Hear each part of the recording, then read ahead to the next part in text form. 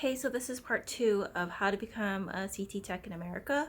I left off of talking about MRI tech becoming a CT tech or working as a CT tech or X-ray tech. They cannot, because MRI techs who come out of MRI school learns MRI with the magnets. They don't learn anything about X-rays, and they don't take the exam for X-rays.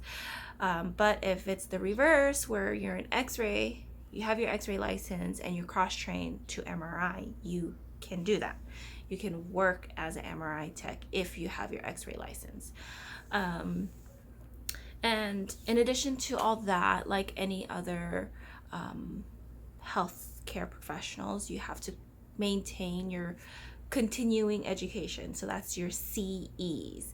You have to keep your knowledge up to date. So they do that by doing seminars, conferences, or taking exams, or they join this thing called the ASRT, where they help have direct readings and you take exams there or you watch videos.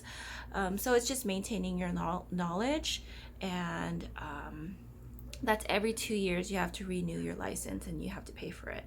So for me in California, I just renewed mine and it's been 10 years, which is another story too. They do the CQRs, which is a continuing qualifications requirements. But what was I saying? Backtrack.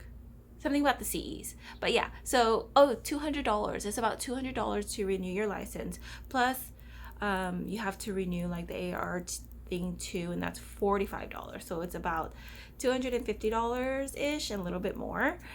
Plus, you have to pay for your CEs, so that could range about $100 to $200 to take the exam or to take a CE courses and whatnot. It depends on what you do, right?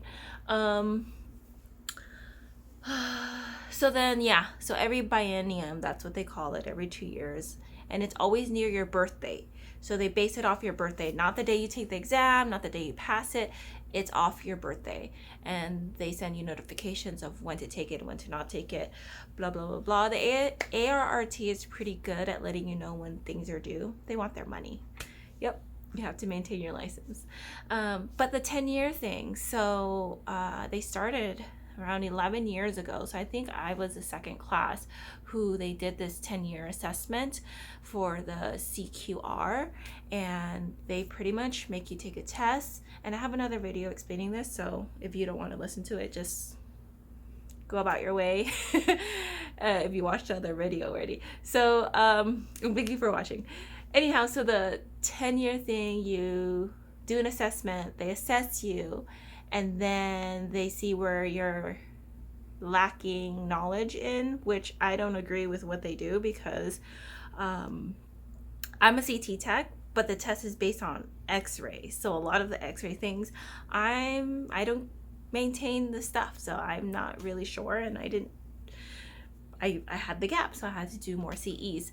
And I think regardless, you're gonna have to do CEs. So yeah, that's the exam. You have to take that and then do more CEs like you would anyways. And yeah, so the other thing is, when you do your renewal for your license, they ask about felonies, misdemeanors, anything like if you get in trouble, go to jail for, have court dates, anything like that, DUIs, you have to report it to them, and then they'll make the assessment for you to determine if you can continue working as a tech or not. Because remember, we're dealing with